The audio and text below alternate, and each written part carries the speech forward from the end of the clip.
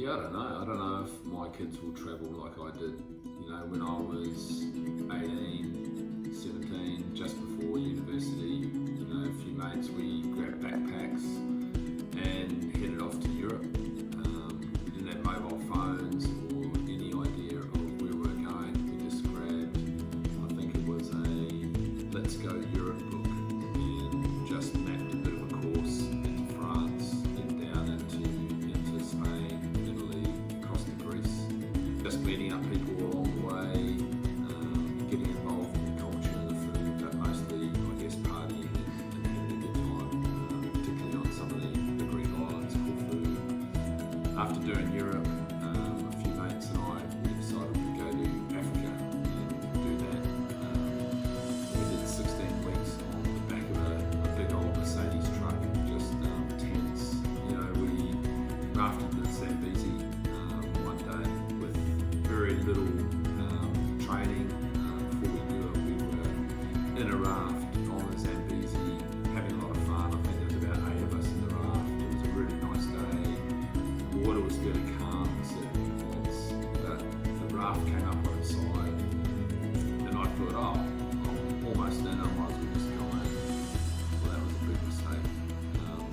I got sucked into the water, drawn down to the bottom, and I was fighting and fighting, trying to get to the top, and I couldn't. I finally sort of got to the top, and then instantly sucked back down again with the mouthful of water. But I really thought at that time I was done. I had no more breath, but I naturally, I think, just relaxed. Finally popped up. Luckily enough, there was a couple of people there just really getting me onto the raft. I hope my kids get to do the same thing. I'm sure they will, but it's certainly a great experience. I did my video portrait on my dad and his experience in traveling across Europe and Africa in the late 80s, early 90s. I think the most successful aspect of my video portrait was the many photos my dad provided me to use in my video, which sort of helped give the story that he was telling more context and made it more, I guess, investing for the audience and sort of put them more in his story that he was telling. I was lucky that recently when we went to New Zealand, my dad found a bunch of his old photos from that time that he had thought he had lost. So it all worked out pretty well for my interview.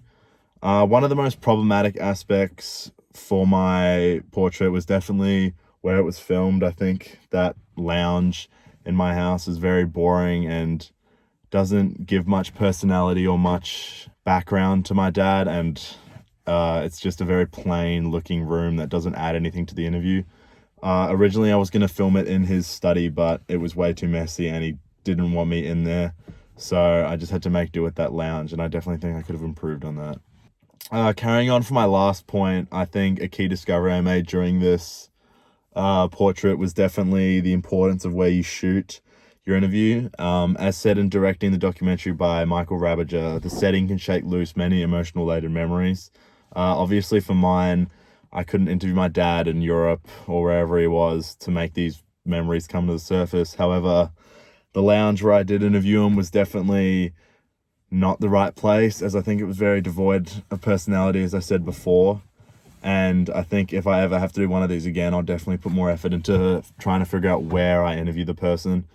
And I think if I interviewed him somewhere better, it would definitely have helped both the recollection of his story and provided a more engrossing visual for the audience to look at. One core lesson that I learned in this production process was to constantly save my work in Premiere Pro, as twice it crashed on me and I lost a lot of work because it hadn't saved or auto-saved in a while, which was very frustrating and set me back a little. Thankfully, in a project like this, it wasn't too bad of a setback due to the short nature of it, but if it was some bigger project that I didn't save, I definitely would have been a little bit screwed over. So yeah, I definitely need to start saving more, and those two setbacks in this one definitely enlightened me to my wrong ways of just leaving a tab open and coming back to it another time instead of saving it fully and shutting out of it. So I definitely need to train myself to start saving more when I'm doing video projects or whatever on Premiere Pro.